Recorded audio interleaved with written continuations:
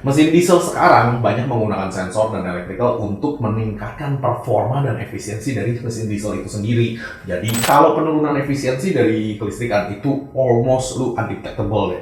Lu hampir tidak bisa. Jadi ya begitu deh gitu. Nah, magnetic clutch di AC itu membutuhkan arus listrik yang cukup besar. Ketika arus itu tidak cukup besar, yang terjadi adalah ekstrimnya ya. Saya pernah dapat satu fan belt yang terbakar, tapi itu out of all ya. Nah makanya kalau yang namanya kelistrikan itu, kita cara pemeliharaannya adalah satu sih, yang penting lu cari bengkel mobil yang tepat. Ayo ke dokter mobil aja. Jujur, cepat dan juga lengkap. Ayo ke dokter mobil aja.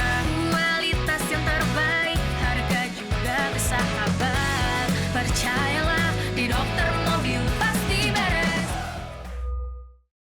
Hai lovers, balik lagi dengan saya Dr. Mobil. Di video kali ini saya akan membacakan tentang masalah umum kelistrikan di mobil. Nah, mobil itu kan identik dengan adanya listrik ya, termasuk diesel hari ini ya. Kalau diesel yang lama itu, dieselnya memang betul-betul mengandalkan kompresi dan vakum.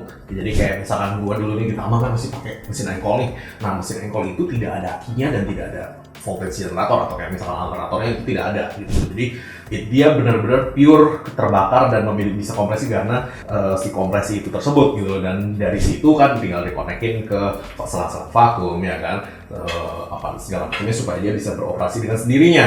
Mesin diesel sekarang banyak menggunakan sensor dan electrical untuk meningkatkan performa dan efisiensi dari mesin diesel itu sendiri. Jadi dia punya injektor lebih elektronik, dia punya common rail itu juga elektronik ya kan, dia punya pompa itu juga high pressure pump gitu kan, dan dia punya sensor-sensor semuanya juga elektronik. Kenapa sih dibikin begitu? Supaya lebih efisien dan lu dapat lebih banyak nih kilometer per liternya gitu. Itu efisiensi ya, itu untuk diesel ya. Kalau bensin sudah jelas, bensin tidak akan bisa berjalan tanpa busi gitu kan. Sedangkan busi itu kan tugasnya memercik api atau memercik si listrik itu kan. Nah, ini makanya kenapa kelistrikan di mobil itu sangat-sangat penting gitu loh. Dan memang 11-12 nih. Nah, kelistrikan di mobil itu kan tidak selalu dan selamanya bekerja optimal dan 100%. Which is itu yang agak-agak sulit dilihat, sulit dirasakan, dan sulit didiagnosis. Beberapa kasus kayak misalkan saya dulu pernah dapat beberapa Honda Jazz yang IDSI yang tahun-tahun itulah ya, tahun-tahun IDSI itu yang 4 silinder tapi businya 8 gitu. Jadi dia IDSI itu setelah dia pakai beberapa lama, ketika mobilnya panas itu nggak bisa di starter. Nah itu kita solve atau kita selesaikan dengan memberikan kabel grounding supaya listrik statisnya yang dari komponen-komponen itu cepat kembali ke aki. Begitu kita kasih kabel grounding, solve gitu loh problemnya. Dia sudah ke banyak bengkel dan itu nggak solve problemnya, dan ketika saya tahu itu saya cuma kasih itu doang gitu loh, dan itu solve the problem. Nah itu menandakan bahwa listrik statis itu juga butuh dikembalikan. Bagi yang nggak tahu konsep atau teorinya, saya gambarkan simpel aja deh. Listrik itu seperti keran air nih ya kan. Lu butuh misalkan dari aki itu tandon penampungan airnya, lu butuh di dinamo starter misalnya. Nah kerannya dibuka tuh, jadi air dari tandon air mengalir ke dinamo starter. Nah ketika dia mengalir di dinamo starter itu ada yang namanya negatif atau grounding atau rel baliknya nih. Jadi air yang dimasukkan ke dinamo starter itu harus dibalikin lagi ke tangki air. Karena kenapa? Ketika misalkan lu udah isi nih dan dia terisi penuh, lu nggak bakal bisa isi lagi kan. Nah that's the point. Ketika lu nggak bakal bisa isi lagi, itu nggak akan nyala gitu loh. Jadi itulah yang terjadi ketika tidak di grounding dengan baik gitu loh. Nah, oke, itu masalah ekstrim ya. Masalah yang biasanya sedikit less ekstrim dan biasanya ada dan terjadi setiap hari itu.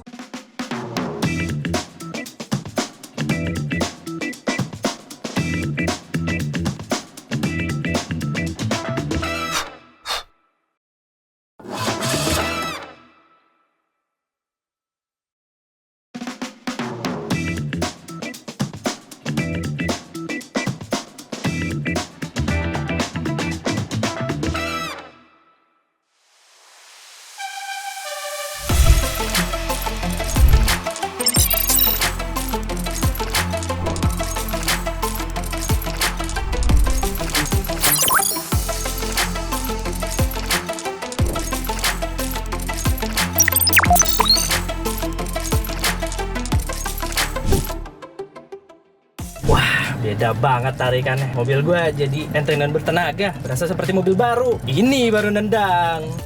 Tune up Jetly di dokter mobil. Ini baru nendang. Satu, sensor menjadi tidak responsif. Kalau sensor tidak responsif, otomatis efisiensi turun. Tetapi sangat susah sekali mendeteksi itu. almost impossible lah ya menurut gua, karena bener-bener bedanya dikit banget, lu gak bakal tahu deh kalau kecuali sampai bedanya banyak sampai terjadi sesuatu sampai mobil pincang atau nggak enak dipakai, itu oke. Cuman kalau penurunan efisiensi dari kelistrikan itu almost lu undetectable deh, lu hampir tidak bisa. Jadi ya begitu deh gitu. Nah, cuman si lampu lebih redup sedikit. Nah, lebih redupnya ini nggak bisa cuma ngomong doang ya. Karena kenapa? Kalau cuma ngomong doang atau berdasarkan dari mata, dari perasaan, dari feeling, nggak bagus lah ya gitu. Saya pernah ada customer satu dari Surabaya, dia ngotot. Ketika dia ngotot lebih redup itu, dia ngototnya berdasarkan feeling. Ketika saya tanya data, saya kasihkan data kan, kalau lampu gampangnya lu tinggal pakai light meter ya kan, itu nanti keluar berapa lumens gitu kan. Ketika kita present data, dia jadi nggak bisa ngomong gitu loh. Karena balik lagi ya, jangan pakai feeling, karena feeling itu bukan kondisinya banyak gitu, banyak yang bisa salah. Semuanya pakai alat ada datanya gitu, jadi lebih mudah lah ya kita berbicara lah ya gitu. Nah, itu bisa lebih redup tapi sedikit, paling mentok juga 10%, karena di bawah itu dia pasti mati total gitu loh. Untuk sensor-sensor yang paling ditakutkan adalah AC nih. Karena kenapa? Magnetic clutch di AC itu membutuhkan arus listrik yang cukup besar. Ketika arus itu tidak cukup besar, yang terjadi adalah si magnetic clutch itu tidak tertempel dengan baik. Ketika dia tidak tertempel dengan baik, yang terjadi adalah slip. Ketika dia slip, itu panas. Nah, ketika panas itu ibaratnya RPM mesin lu berputar dan dia ada satu besi yang muter-muter gitu doang tuh, digesek-gesek tuh. Nah, itu bisa panas memerah ya kan. Ketika dia merah, bisa menyebabkan putus fan belt, bisa menyebabkan ekstrimnya ya. Saya pernah dapat satu fan beltnya terbakar, tapi itu out of all ya. Dari semua pengalaman saya bertahun-tahun, saya bukan dokter mobil, saya cuma punya satu itu doang yang ekstrim. Itu memang dia magnetic clutch-nya berputar dan nggak tahu gimana fan beltnya juga kebakar gitu. Jadi ya heboh waktu itu gitu loh, orang yang tiba-tiba masuk dan udah keluar asap gitu kan. Ketika kita buka cupnya, fan beltnya kebakar gitu kan, kita juga bingung gitu kan, kita juga panik kalau tiba-tiba ditantengin mobil kebakaran gitu kan. Untungnya hari itu ada teknisi yang pegang air, jadi ya kita semprot pakai air beserta kompresor, dia akhirnya mati gitu kan. Cuman itu ekstrim lah, susah lah ya sampai ke situ tuh, gue cuma sekali doang. Nah, itu satu. Dan kemudian si transmisi juga nih, kalau misalkan transmisi sensor-sensor atau body valve yang tidak mendapatkan listrik dengan bagus, itu biasanya transmisinya jadi bego, jadi lemot gitu loh. Jadi ketika si transmisi itu diperintahkan untuk ganti gigi, mau naik atau mau turun, dia jadi lemot. Nah, makanya ketika lemot itu biasanya ngejeduk gitu loh.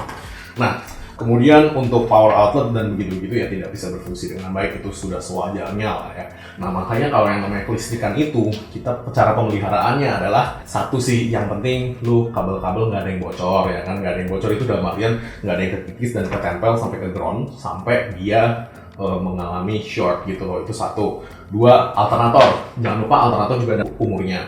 Ketika sudah beberapa tahun, misalnya lebih dari 5 tahun, biasanya itu alternatornya cepat bisa jadi dia tidak mengisi dengan baik. Tidak mengisi dengan baik itu indikasinya bisa jadi aki lu sering tekor, aki lu ngegembung ya kan.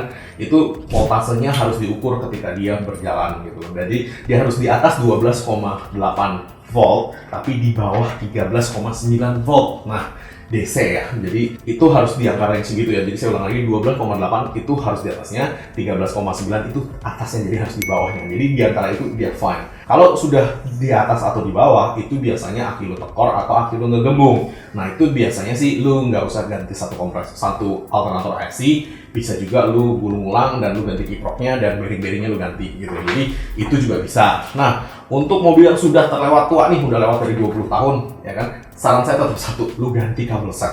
Karena kabel set itu kelihatannya sepele ya, tapi itu penting banget. Ketika lu ganti kabel set, semua kabelnya kan baru tuh ya kan, jadi dia masih lentur, masih bagus, konduktivitasnya masih bagus. Itu akan membantu lu banget dalam mendiagnosis si mobil rusaknya di mana. Kadang-kadang yang rusak itu di kabelnya, tetapi karena memang tidak ketahuan gitu kan, jadi si teknisi mendiagnosis barangnya gitu loh. Jadi ketika diganti pun nggak 100% benar. Nah, kabel set memang penting ya, kalau udah di atas 20 tahun sih tetap saran saya lu ganti sih. Itu kabel set sih, emang mahal dan prosesnya lama, tetapi kalau mobilnya lu masih memakai lama, lu ganti kabel set itu oke untuk 20 tahun lagi gitu. Jadi ya kalau menurut saya sih kabel set tidak ekspensif itu ketika lu mau pakai mobil lama gitu kan. Nah, untuk yang lain-lainnya sih di diesel sih sama lah ya. Untuk di diesel sama dan di bensin itu kegunaannya memang untuk mengontrolin sensor-sensor sih yang sekarang sih. Jadi itu pun akan banyak pengaruh ke sensor-sensor yang ada ketika dia tidak mendapatkan asupan listrik yang cukup.